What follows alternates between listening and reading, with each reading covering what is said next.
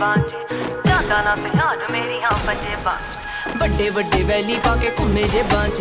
जांदा ना ध्यान मेरियां पंजेबां च किदा इत्थे दस मूंह फड़